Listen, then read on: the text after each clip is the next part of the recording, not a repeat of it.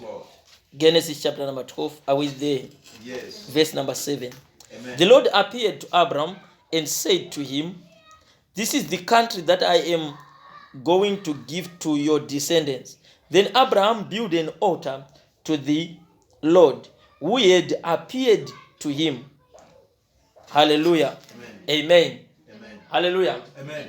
The Lord appeared to Abraham. Yes. When the Lord appeared to Abraham, then he showed him the land that he was going to give his descendants. Remember, this time Isaac was not born. Ishmael was not even born. Yeah. And the Lord began to reveal the land that he was about to give. Yes. Hallelujah. Praise God. To Abraham. So it's a promise. Hallelujah. So it's an agreement. So it's a covenant. Because a covenant is an agreement between two entities. Yes. Hallelujah. Amen. So when you need to put a covenant to effect, hallelujah, when God appears to you and speaks to you or revealed something to you, then Abraham knew that when God speaks, I need to build an altar. Yes. Hallelujah. Praise God. Because what is an altar? Hallelujah. An altar is a place of prophetic announcement. Hallelujah. An altar is a place of prophetic announcement. Yes. An altar is a place or a platform whereby covenants are activated or deactivated. Hallelujah. Amen. You can activate a covenant using an altar. Yes. You can deactivate a covenant using an altar. So it's a place whereby we communicate with the Spirit. Yes. Hallelujah. Amen. What is an altar? An altar is a platform that on legal grounds the spiritual realm can have access to the physical realm. Hallelujah. Amen. I talked about the spirit, the law of territory. That no spirit is allowed to enter into the earth realm without a body. But an altar is illegal. It is legal for a spirit to come on the earth realm because of an altar. Hallelujah. Amen. An altar can attract the spiritual realm, the spirit realm to come into the natural. Yes. Hallelujah. Amen. It is a place of efficiency. Hallelujah. Amen. Amen. That is an altar. An altar is a place of prophetic announcement. Yes. That is why you see when witches go to the grave, they can stand on the grave and they begin to speak of somebody's name, calling accident. Yes. They repeat doing it. They are sending words into the realm of the spirit, and they are making contact with the realm of the spirit. Yes. Hallelujah. Because that graves open the realm of the spirit, the evil realm, the evil spirit. Then they contact the evil spirit. Then they are given the authority and the power. The power. Yes. To send. Hallelujah. Amen. Then the next thing, that person begins to start to see. Hallelujah. Amen. Why? They have been given the power through the altar that is open also. Hallelujah. Yes. A dimension in the realm of the spirit. Amen. Hallelujah. Amen. And they've been equipped by demons. Why? They are standing on an altar that allows the spirit realm also to open, or that allows them to have contact with the spirit realm. Yes. Hallelujah. Amen. So an altar is a place of prophetic announcement. In Zim, when you are in that round art, I don't know here in South Africa, those round art, on the round art, on the front there, they build something that is like a four-corner square shape. Hallelujah. They build something like that. Yes. Is it there also in Zim? Here. They build that thing. They will tell you that you don't sit on that thing.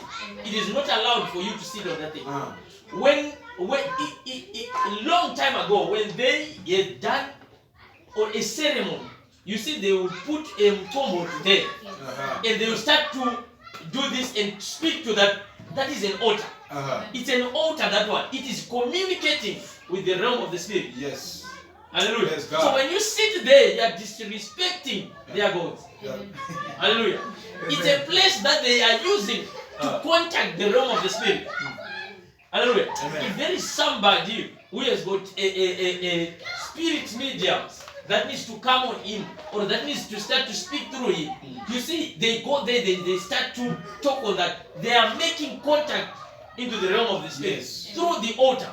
In order for them to be held in the realm of the spirit, they need an altar. Yes. So it's a place of prophetic announcement. Mm. So an altar can be an object, like what the people in the Bible used to do. They used to put stones. Hallelujah. When they are building an altar, they used to put stones. Then when they put stone, they would build it in a certain way. There was a way that it was being done. Yes. So every time when an altar is being raised, you can never raise an altar and finish it and leave it like that. You raise an altar, then you sacrifice. Yes. It is put to effect by a sacrifice. Yes. So an altar that does not have a sacrifice does not have power. Yes. Hallelujah. Praise God. An altar, every time when it is raised, when it is done being raised, finished to raise your altar, then you place an offering. An offering. Hallelujah. Yes. To provoke the realm of the spirit and to provoke God. Yes. In order for God to be provoked or to be attracted. Hallelujah. Amen. Amen. Now, the Bible says, and Cain and Abel made an altar. Both of them made 2 altars. After they had made 2 altars, then Cain's offering was not received in heaven. And the Abel's offering was received. And Cain killed his brother. And the Lord came to Cain and said, "Where is thy brother?" And said, "Am I my brother's keeper?" Then God said, No, don't lie to me. There's a blood that is testifying that you killed him. By the virtue of an altar, I am called into this territory. But there is an altar that has been raised. So I am allowed to step into the realm into the physical realm. Why? Because of the altar that Abel had raised. Yes. So I am allowed to come to the earth realm and to curse you. Why? Because of an altar. If there was no altar, Abel was going to be killed and God was going to remain silent. Why? Because there is nothing that is authorizing God to come on the earth realm. But there is an altar that is authorizing Abel, that is authorizing God to come on the earth realm to deal with the issues of Abel. Yes. Hallelujah. Amen. Hallelujah. So altars can be an object. Also altars can be a monument. Hallelujah. Like the temple in Jerusalem was an altar. Hallelujah. Amen. Why? Because when Solomon built that altar, before it was dedicated, on its dedication day, Solomon said, "God, remember the sacrifices." Yes. But there were cows that were killed there. Uh-huh. Hallelujah. There were a gold and bronze and silver that were placed on that temple. Then he said, "God, remember whosoever shall set his eyes on this church, on this temple. Remember him when he call you. Yes. Answer him." Hallelujah. Amen. So that church was an altar. It did not need an altar. The building itself was an altar. Yes. That is why when Daniel heard that you are not allowed to pray to any god but except to the king, King Darius, Daniel entered his room, faced the east where Jerusalem was, Yes. and started to pray, opening the window, facing to the east where Jerusalem was. That is where the temple was. Uh-huh. Remember, everybody who faces this temple, that you may come and rescue him because of the sacrifice that were made on this temple. Yes. That is why when they took Daniel to the lion's den, God said, "I honor my word."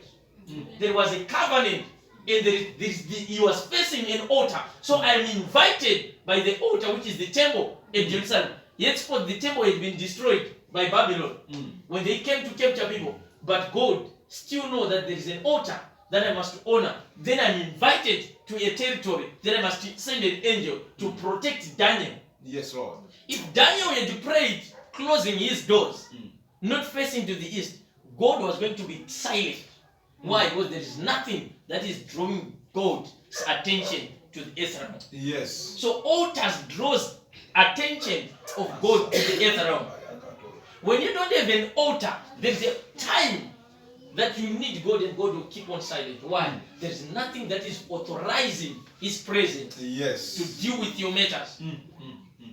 Hallelujah. Amen. Hallelujah. Amen. Also, an altar can be a person.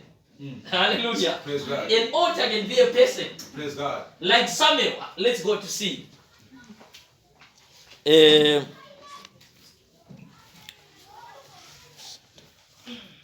First Samuel chapter number 19. Let's go there. First Samuel chapter number 19.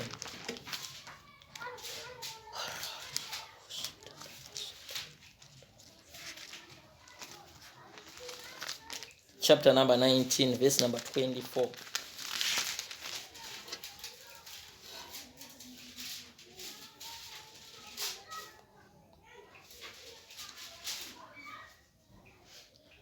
He took off his clothes and danced and shouted in Samuel's presence, and laid naked all the day and all night. This is how they say originated. He has even so become a prophet. Hallelujah. Amen. Hallelujah. Samuel was an altar. Why? You could not meet Samuel and remain the same. So because there is nobody who can come to an altar and remain the same. Because an altar is a place of prophetic announcement. Why? Yes. An altar opens the heaven and Yes. makes you to meet the divine. Hallelujah. Amen. So when you meet the divine, you don't remain the same. Saul wanted to kill David. He sent people when David was with Samuel, they could see David, then they could start to prophesy. And Saul sent another group. Then when they meet Samuel, they start to prophesy. And Saul himself came and he began to prophesy naked the whole day and the whole night. Naked, prophesied. He met an altar. And when you met an altar, your life will not remain the same. Hallelujah. Amen. There are people who doesn't really operate in prophets, or who are not prophets by office. But when they come to an altar of a prophet, Yes. their eyes will be open. Then they begin to see in the realm of the spirit. Yes. Not that they are prophets. No, they've come to a place which opens a portal to see in the realm of the spirit. Yes. Hallelujah. Praise God. He came and he met the altar and he began to prophesy. Took off his clothes, lay down the whole day and the whole night, prophesying. Amen. Remember, already God said, I have taken away my favor from him. He is no longer favored by God. The anointing is already vanished. But when he meets an altar, he begins to prophesy. Prophesy. So an altar does not seek to see your heart or what. When you come to an altar, Yes. it deals with you. It opens doors. It opens a way for you to begin to see. Hallelujah. Praise God. Hallelujah. That is why when Jacob was coming from Laban, he sleeps there. That is where the altar of Abraham was there. I preached about it.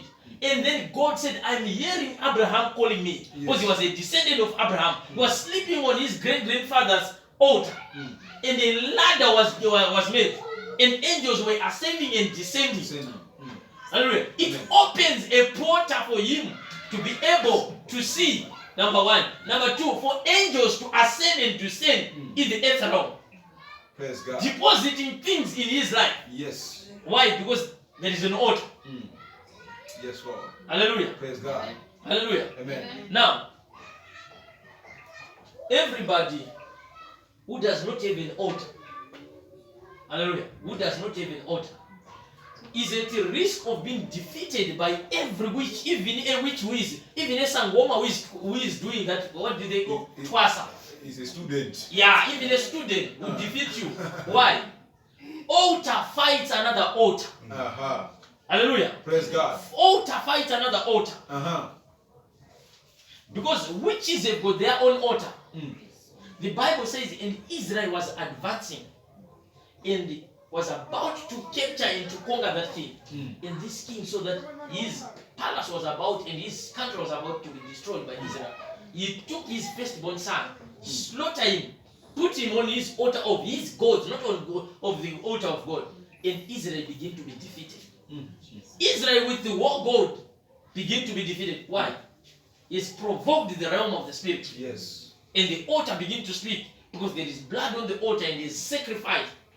So when witches begin to sacrifice the blood and everything on their altar, and they begin to speak evil upon your life, and you don't have an altar, there's nothing that is breaking your words when you pray. There is nothing that is blocking every way that the witches need to come through your life.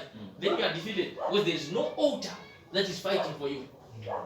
Israel with the war god, with the prophets, were defeated. Why? An altar was raised. Yes.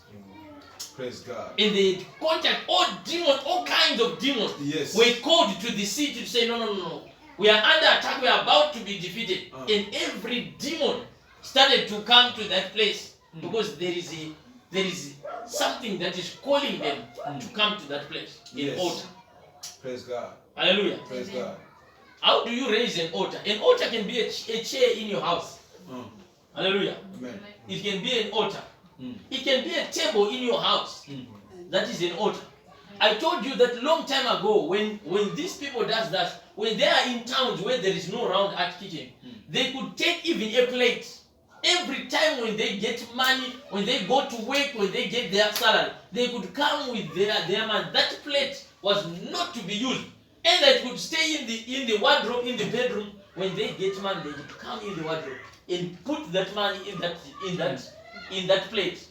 Before it was being used or done anything, they could put it. It was an altar. That plate was an altar. Yes. They are telling the realm of the spirit that this is what we have get.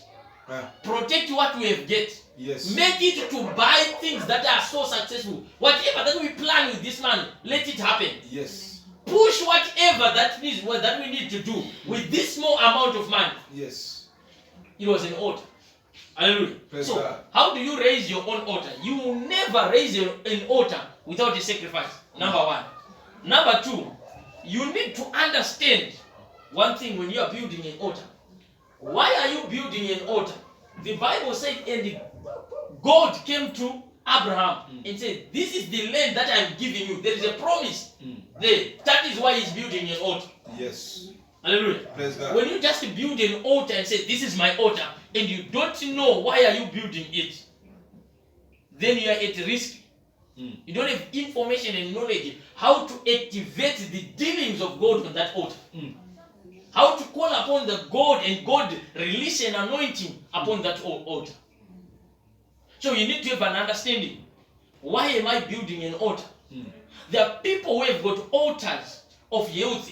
When you meet them, whether you are sick, whether you don't know that you are sick or you are not sick, whether you don't know, when you meet them, greeting, just greeting, you become well. You just feel that there is something that came out of me. Why? There is an altar that they built of health.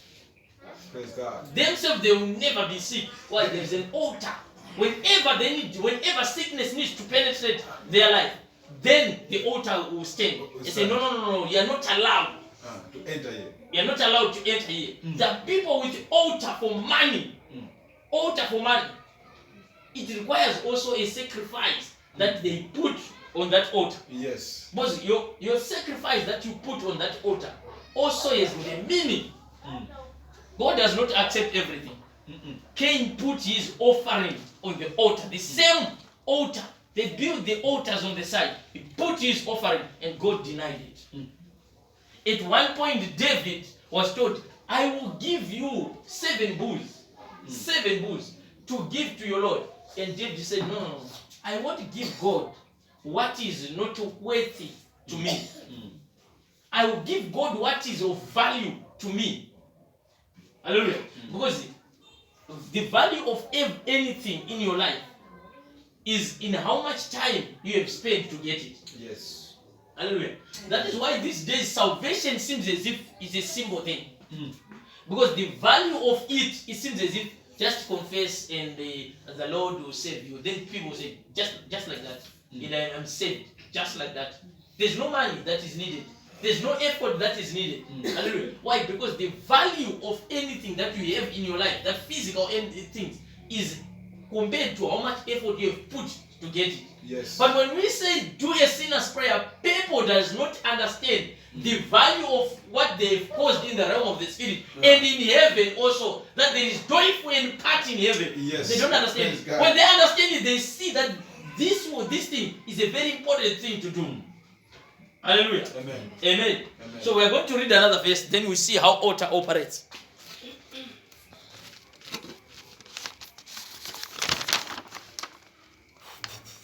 Judges chapter number Numbers 23. Numbers 23.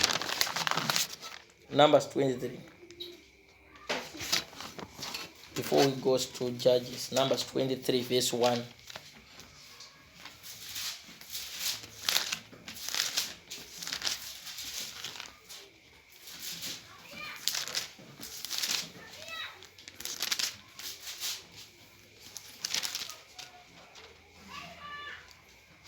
Verse number 1.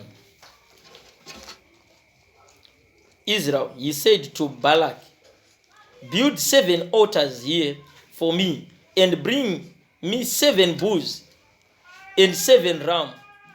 Balak did as he was told, and he and Balaam offered the bulls and the ram on each altar. Then Balaam said to Balak, stand here by your burning offering, while I go and see whether or not the Lord will meet me. I will tell you whether he revealed to me. So he went alone to the top of a hill, and God met him. Balaam said to him, I have built the 7 altars and offered a bull and a ram on each altar. Hallelujah. Amen. After they built an altar, the prophet said, I am going to the up to the top of the hill. They needed to curse Israel. But the fact is, they put 7 altars. Hallelujah. Praise God. They are against the people of God. After they put an altar, Yes. then God appeared. Even they were against the children of Israel. God appeared and meet the prophet. Balak called Balaam, come here, I have seen the children of Israel. There are too many. Come here to curse them for me. And the prophet said, I cannot curse them, they are too much blood. Let us build an altar. Yes. Hallelujah. That speaks against them. Build 7 altars. I will go and meet God so that I can acquire if I am able to curse them. So it tells you that whenever you have an altar, there is a dimension that altar will put you. Amen. That you will meet God. Yes. As God begins to speak to you and Yes. speak to your life.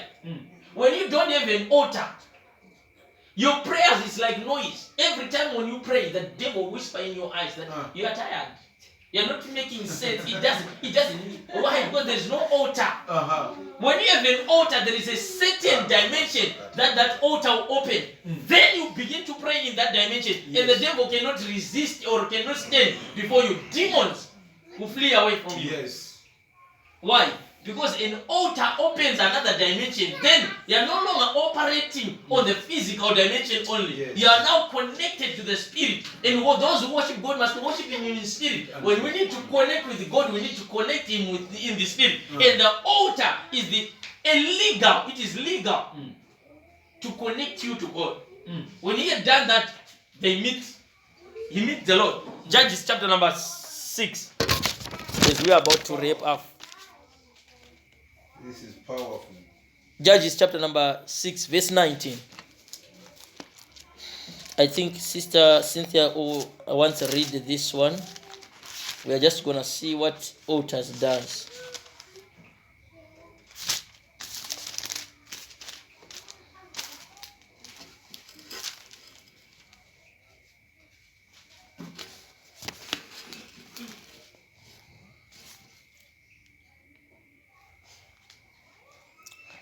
Let's go to verse number 23. Judge chapter number 6, verse number 23. But the Lord said to him, peace, don't be afraid. You will not die.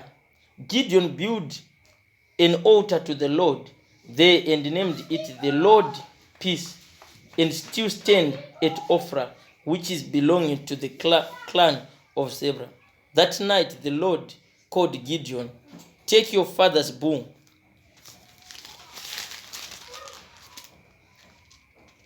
Take your father's bull, 7 years old, tear down your father's altar of Baal, and cut down the symbol of the goddess, Asherah, which is beside it. Hallelujah. Amen. It tells you that When in your family there is an altar, or in your village there is an altar which is an evil altar. This verse, Sister Cynthia, read it from verse number 1. It tells you that when the Israel done things wrong, done evil on God, God handed them over to the Midianites. And every time when they were about to harvest, the Midianites would come and conquer them and take every harvest and go with it. Why? There was an altar of Balaam, Amen. which was communicating and connecting to the altar of the Midianites and the Amalekites. How did they know that they are about to harvest? the altar would communicate with the altar that was in Midianite, in Americanite, that it's time now, come. Amen. So, if in your village or in your family there's an altar, an evil altar, every time when you get money, when you're about to be successful, it communicates to the witches of your village, Oh, yes. to the witches around, not only of the village, to the witches around. Remember when Cain had done everything and he walked away from God, and he said, God, do such that I cannot be killed. Then God said, I will put a mark that if people sees you, they will know what you have done. Anybody who kills you will be killed. The mark was not for him not to be killed. No, anybody who sees you will know what you have done. But if that person kills you, you will be killed also. Hallelujah. Amen. It's a mark that wherever he goes, people will see that he did this. So if there is an evil altar in your family, it's like a mark. When you come to Craig's, coming from Transkai, coming from everywhere, when you get money, when you start to be fruitful, that mark, that altar will start to send signals to the evil people who are around, to witches and sangomas, to scatter you, because the altar started to say he is not allowed. The power of demons that are around must rise against him. He started to connect with the people who are in the rural area. Yes. That he is about to rise. That is why witches, at some point, they don't need to travel to come to your house. They went to their altar, stand there with a plate. A plate. They start to call upon your name on a plate, on an altar. And your face will come out on a plate. It's their own iPad. They start to speak your name. They take a needle, they place there. You are dead. They are empowered with the altar. They are standing on an altar, and anything that they say will start to happen. Because they are sending things in the realm of the spirit. Life begins in the realm of the spirit. Hallelujah. When you are not spiritual, then you are defeated. If you are not spiritual, any battle that you need to tackle, you are defeated. While you are dealing with the things of the spirit, it needs you to be spiritual. They know that when I need to attack you, I don't come to your house with guns and say, no. They go to the graves. They start to call upon your mother's name who died a long time ago. That kill you. Then when you sleep, you start to see your mother coming with an ex like this. Why? They are on an altar. They are provoking the spirit of the dead to come to you. Why? They are standing on an altar. They are powered. They are charged by an altar. It is giving them legal ground. And you don't have your own altar. And there is nothing on your own altar that will fight for you. Then you are defeated. Any man of God who is so powerful that you see on the television, that you see anyway, he's got an altar. Yes. He might not say it, he might not confess that I've got my own altar that speaks for me, but he's got an altar. He understands that in this world, when you don't have an altar, you die like a chicken. Why? Because that is where the dealings of the spirit are activated. Praise God. When you need to activate certain doors, you pray. Father, I need a door. Father, I need to do this. Father, I need to do this. And the angels and everything will be listening and seeing that a person is suffering. He needs a job. But there are altars raised against him that is closing every door. And when you need to try to open every door, you cannot open. Why? There is an altar. I went home 2019. My brother had died. I went to see my auntie. He used to like these Sangoma things. I went with an apostle, a friend of mine, long friend of mine. We went to see him. He was very sick. Because in these thighs, it's like he has got leprosy. The flesh was coming out. So I went to see him. I do want to see him. And it has been 5 years without seeing him. Then I get in.